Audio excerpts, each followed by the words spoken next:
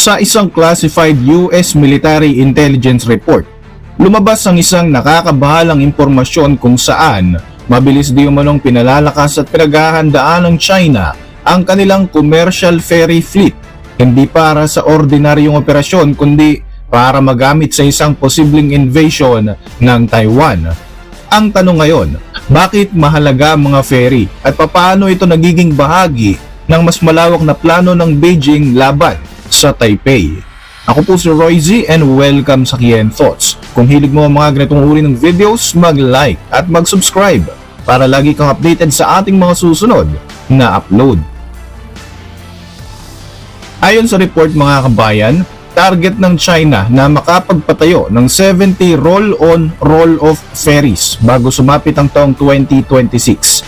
Ang mga barko na ito, na kilala rin bilang Ro-Ro vessels, ay kayang magsakay ng mabibigat na sasakyang pangmilitar mula sa mga tangke hanggang sa artillery at mabilis na maidadaong sa mababaw na bahagi o coastal areas ng Taiwan. Bagamat bago ang eksaktong bilang, matagal nang pinag-aaralan ng mga eksperto ang posibilidad na gamitin ng China ang mga civilian ferries bilang backup force sa isang amphibious invasion ng Taiwan. Noong 2020 at 2021, ilang ulit na tayong nakakita sa military exercises ng China ang paggamit ng ganitong klase ng mga barko, kasama ng kanilang Navy amphibious vessels. Ang role nito ay bilang logistical support. Ibig sabihin, kapag tapos na ang initial attack ng Chinese Navy at Chinese Air Force, susunod na ang mga ferry na ito para maghatid ng mga supplies, karagdagang mga sundalo at mga kagamitan sa mainland ng Taiwan. Ang confidential intelligence na ito, ayon kay Jennifer Parker, associate expert mula sa Australian National University, ay hindi lang galing sa mga classified documents. Malaking bahagi nito ay nagmula sa mga satellite imagery sa higit 300 shipyards ng China na gumagawa ng mahigit 1,000 civilian vessels bawat taon. Hindi nakatakas sa mga mata ng mga analyst at hobbyist watcher online ang bawat bagong konstruksyon na nagaganap sa China. Dito makikita ang unti-unting paglaki ng mga bilang ng mga bagong fleet na maaaring gamitin sa Taiwan invasion. Pero kung titingnang mabuti, hindi ito kakaiba o bagong taktika. Kahit ang mga bansang kagaya ng Australia, gumamit din ng konseptong tinatawag na staffed o ship taken up from trade o yung mga commercial ship na kinukuha para sa military use. Ginamit ito ng Australia sa East Timor conflict kahit nga mas maliit na scale. Pero sa kaso ng China, mas malawak at mas agresibo ang kanilang plano. Ang ferry build-up ay kasabay ng naval expansion at pagdevelop ng mga bridge barges, mga barkong may kakayahan na gumawa ng temporary bridge papunta sa baybayin para makadaan ang kanilang mga heavy equipment. Para sa Taiwan, malinaw ang mensaheng gustong iparating ng China. Hindi lamang ito simpleng expansion of trade fleet, kundi bahagi ng preparations para sa isang digmaan. Hindi rin madali ang planong ito ng Beijing. Ang mga baybayin ng Taiwan ay mababaw, mabato at hindi ideal para sa amphibious landings. Kaya ang mabilis na pag-improve ng China sa kanilang mga Ro-Ro fleet ay indikasyon na pinaghahandaan nilang malampasan ang mga natural defenses ng isla na ito. Ayon sa mga analyst, hindi ibig sabihin ito na siguradong sisimula ng Beijing ang isang gera. Pero malinaw na gusto nilang siguraduhin handa sila kung sakaling utusan sila ng Communist Party para umaksyon. Dagdag pa sa ferry build-up report, lumalabas din ang mga ulat mula sa isang British think tank na tutulong din ang Russia sa China para mag-train ng airborne battalion. Ibig sabihin, sa isang amphibious invasion, kritikal na ma-secure ang mga airport at strategic facility ng Taiwan. Kung makakapagdala ng airborne forces ng China gamit ang mga helicopters at mga transport aircraft, mas mabilis makakabuo ng air bridge para magpasok ng mas maraming sundalo at mga supplies. At dito na nga mga kabayan pumapasok ang experience ng Russia. Matagal na silang may expertise pagdating sa airborne operations, lalo na nga mula sa kanilang mga operasyon, legal man o illegal katulad ng ginawa nila sa Ukraine. Ang mga leksyong natutunan nila roon ay malamang na ibinabahagi na rin nila sa China. Mahalaga ring tandaan na bago pa man ang full-scale invasion ng Russia, sa Ukraine noong 2022. Nagdeklara sina Xi Jinping at Vladimir Putin ng No Limits Partnership. Simula noon, naging mas madalas ang kanilang joint military drills. May mga joint bomber flights sa paligid ng Japan, may naval patrols na magkasama ang parehong mga bansa.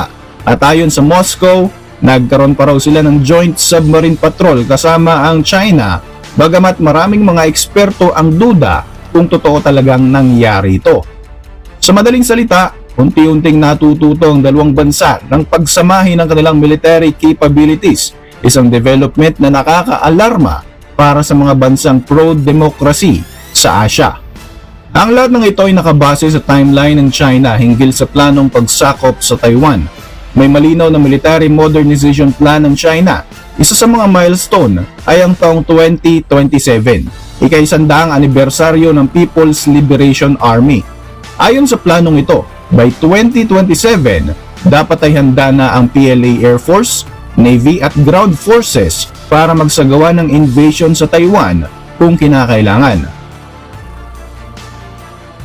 Mahalagang linawin na hindi ito automatic na nangangahulugan ng siguradong pag-atake ng China.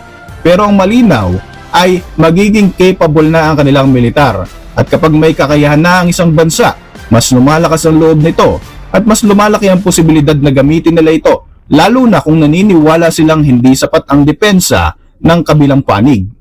Dalawang malinaw na mensahe ang ipinaparating mula sa mga nag-leak na classified intelligence na ito. Number 1, China is preparing for an option of war.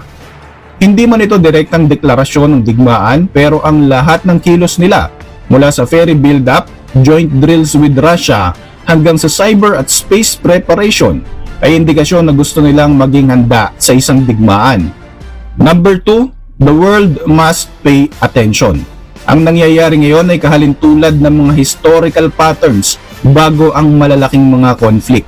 Ang military modernization, logistic preparations at mga international alliances ay madalas na preparasyon bago ang aktwal na digmaan. Para sa Taiwan, mahirap ang sitwasyon na ito.